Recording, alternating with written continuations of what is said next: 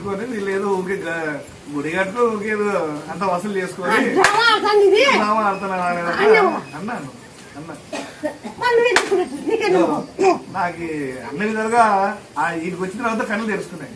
ఆడ ఉన్నప్పుడు కళ్ళు మూసుకొని ఉంటే వీటికి వచ్చిన తర్వాత అంతా తెలిసిపోయారు అంతా పబ్లిక్ లో.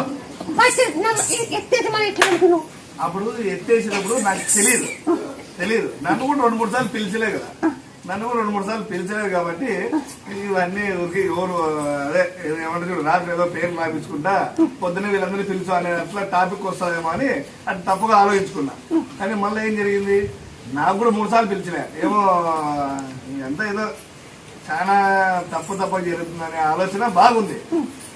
మనకి చిన్న వయసు నాది, ఇట్లా ముసలి అంటే ఏదో సర్లే టెంకాయ కొట్టి బొట్టు పెట్టి పోతానులే బాగా తెలియదు కదా. తెలియకున్నప్పుడు తప్ప నాకైతే మళ్ళీ తర్వాత అనిపించింది నాకు తప్పని. నాకు తలం వచ్చింది, నాకు కొడుకు పుట్టినాడు, నాకు నిలబడడానికి ఒక స్థానం వచ్చింది, నిలబడినాడు. ఇప్పుడు ఎవరికైనా కానీ 10 మంది పెట్టేదట్లో ఉన్నాను కానీ ఎవరితో అయితే లేను. వీడికి వచ్చేటప్పుడు చాలా దారుణంగా ఉండే నా పరిస్థితి కూడా. ఆ దారుణంగా ఉన్నప్పుడు ఏం చేసామంటే నాకే 500 లేదు, నేనే 1000 అప్పు తీసుకొని వచ్చిన.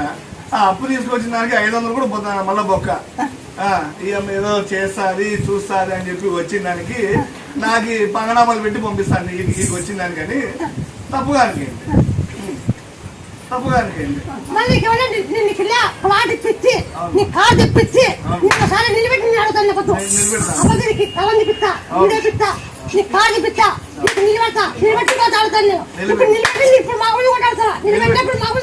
నిలబెట్టినాం అన్ని బాగా జరిగినాయి.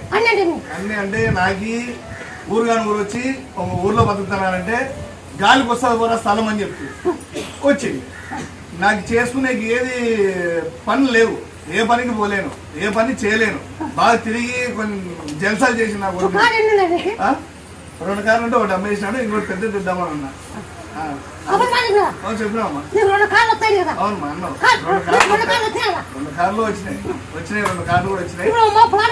అవునమ్మా దాని గురించి వచ్చినానమ్మా, ఏం చేద్దామని అది దాని గురించి వచ్చిన అడుగుదాము.